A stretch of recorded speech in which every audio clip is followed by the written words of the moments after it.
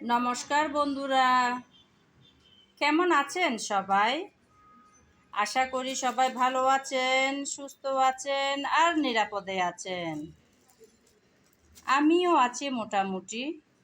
প্রতিদিনের মতন আজকেও চলে আসলাম নতুন একটা রেসিপি সঙ্গে নিয়ে। আজকে বানাবো কাঁঠালের বিচি দিয়ে দারুণ রেসিপি। সেজন্য নিলাম এখানে কিছুটা পরিমাণ কাঁঠালের বিচি। এই কাঁঠালের বিচি প্রথমে আমি সিদ্ধ করে নেব।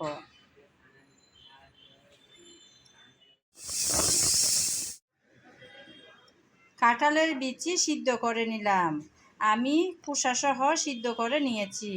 এখন এই খোসা ছাড়িয়ে নেব। সিদ্ধ করা কাঁঠালের বিচি ঠান্ডা হয়ে আসলো। এখন আমি এই বিচির খোসা এভাবে ছাড়িয়ে নেব। আপনারা চাইলে শুরুতেও খোসা ছাড়িয়ে সিদ্ধ করে নিতে পারেন, কিন্তু সিদ্ধ করার পরে খুব সুন্দর করে খোসা ছাড়ানো যায়। তাই আমি আগে না ছাড়িয়ে এই সিদ্ধ করার পর এখন ছাড়িয়ে নিচ্ছি। এভাবে করে সবগুলো বিচির খোসা আমি ছাড়িয়ে তারপর আপনাদের মাঝে ফিরে আসব। দেখলেন তো বন্ধুরা, কত সহজে ছাড়িয়ে নেওয়া যাচ্ছে।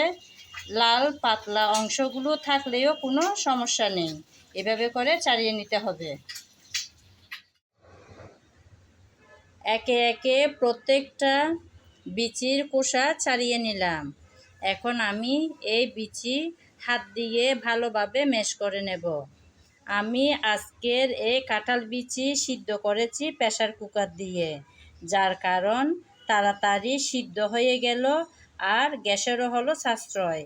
আপনারা চাইলে প্রেসার কুকার কিংবা এমনিও সিদ্ধ করে নিতে পারেন। এভাবে করে সবগুলো বিচি আমি ভালোভাবে ম্যাশ করে নেব।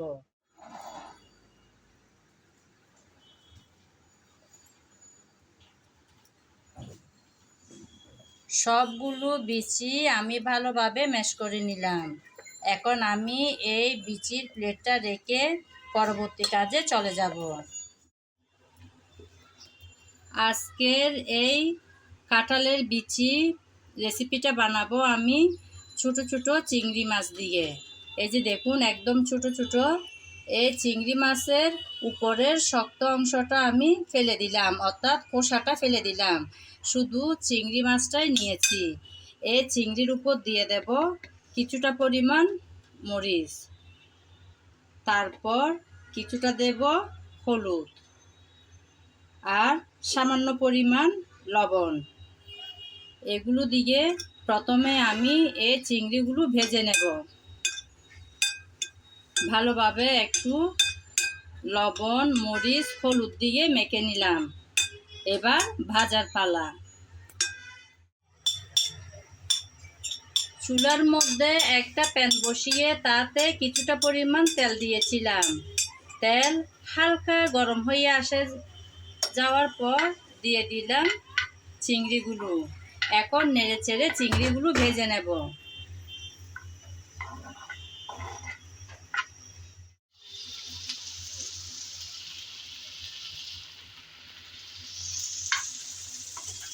কিছুক্ষণ সময় ধরে চিংড়ি নেড়ে চেড়ে ভেজে নিলাম। আপনারা তো জানেন, চিংড়ি ভাজতে খুব একটা সময় লাগে না। চুলার আগুনটা কিন্তু একদম মাঝারি আঁচে রেখে আস্তে আস্তে ভেজে নিতে হবে, যেন চিংড়ি বেশি শক্ত না হয়ে আসে, ভেতরের জুসি ভাবটা যেন থাকে। আমি তো আজকের এই রেসিপিটা বানাচ্ছি চিংড়ি দিয়ে। আপনাদের এভাবে ভালো না লাগলে চিংড়ি ছাড়াও করতে পারেন, তবে চিংড়ি দিয়ে বানালে এই রেসিপির স্বাদ দারুণ হয়। যারা খায় না কাঁঠালের বিচি তারাও কিন্তু চেয়ে খাবে, গ্যারান্টি আমি দিলাম। এতটাই মজার, এতটাই সুস্বাদু হয় চিংড়ি দিয়ে বানালে। চাইলে চিংড়ির পরিবর্তে চিংড়ি শুটকি দিয়েও বানানো যায়। আমার চিংড়ি ভাজা কিন্তু হয়ে গেল। এখন তেল থেকে সবগুলো চিংড়ি তুলে নেব। একে একে সবগুলো চিংড়ি তুলে নিলাম।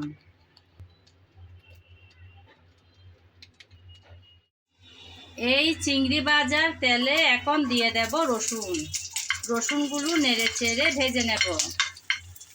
আমি কিন্তু আর তেল ব্যবহার করব না, এই অল্প তেলেই সব কিছু ভেজে নেব।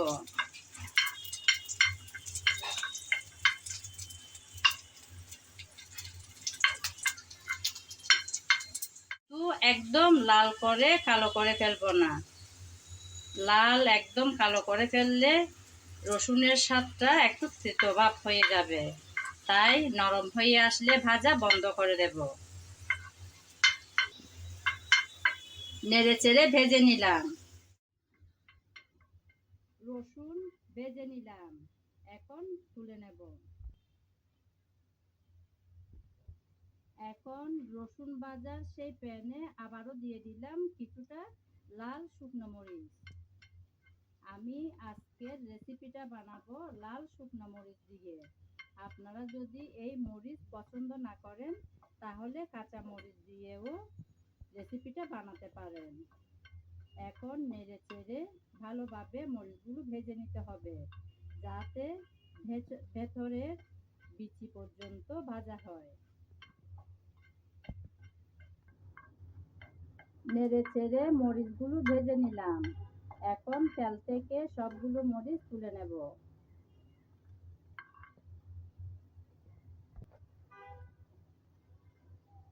সবগুলো মরিচ ভেজে তুলে নিলাম।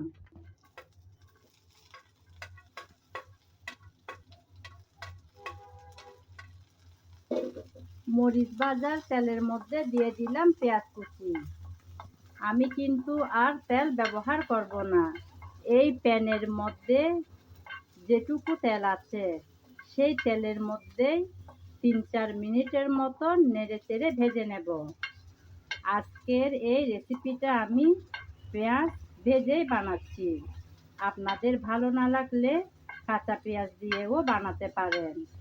আমারও কিন্তু ভালো লাগে কাঁচা পেঁয়াজ দিয়ে বানাতে। তবে যদি দীর্ঘ সময়ের জন্য করা হয় কোনো ধরনের ভর্তা, সেই ভর্তার জন্য পেঁয়াজ কিন্তু অবশ্যই ভেজে নিতে হবে, না হলে কিন্তু নষ্ট হয়ে যাবে।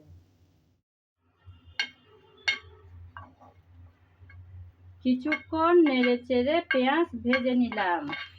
এর চেয়ে আর বেশি লাল করে ভাজবো না। এখন প্যান থেকে সবগুলো পেঁয়াজ তুলে নেব।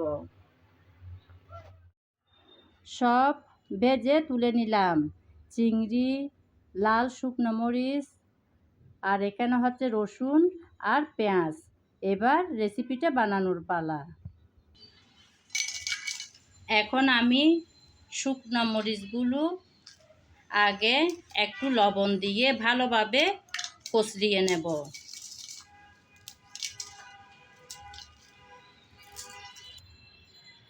কিছুটা দিলাম লবণ। আমি আমার পরিমাণ মতন মরিচটুকু নিয়েছি। আপনারা আপনাদের প্রয়োজন মতন মরিচ ব্যবহার করবেন, কম কিংবা বেশি। আমার ঘরে তো বাচ্চারা আছে, তাই এর চেয়ে বেশি মরিচ নিলাম না। চাইলে লাল শুকনো মরিচের সাথে কাঁচা মরিচও দেওয়া যায়।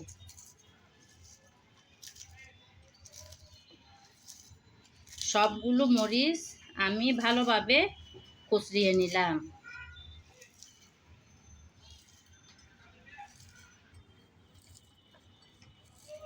এখন এই কষলানো মরিচের উপর আমি রসুনগুলো কষলিয়ে নেব।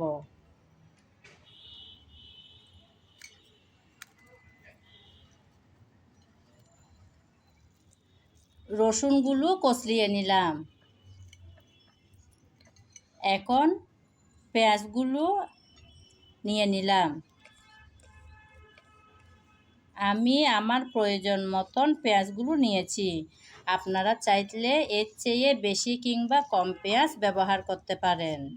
এখন মরিচের সাথে পেঁয়াজ রসুন ভালোভাবে চটকিয়ে নেব।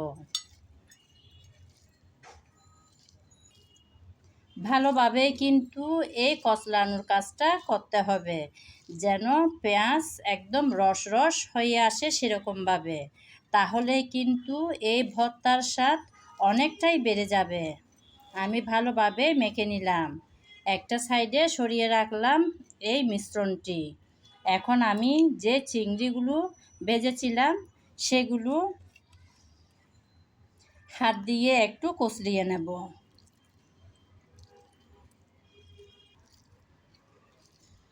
এভাবে হাত দিয়ে চটকিয়ে নিলে হয়ে যাবে।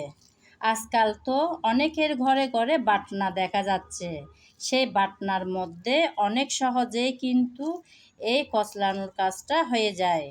আপনাদের থাকলে সেটা দিয়ে করে নিতে পারবেন। এখন চিংড়ি এই পেঁয়াজ, রসুন, মরিচের মিশ্রণের সাথে মিশিয়ে নিলাম। এখন দিয়ে দেব সরষের তেল, যেটা ছাড়া ভর্তা একদম অসম্পূর্ণ। নিয়ে নিলাম বেশ অনেকটা পরিমাণ সরষের তেল। সরষের তেল দিয়ে আবারও একটু মেখে নিলাম। এখন আগে যে কাঁঠাল বিচি আমি সিদ্ধ করে ম্যাশ করে রেখেছিলাম সেগুলো এর মাঝে দিয়ে দিলাম।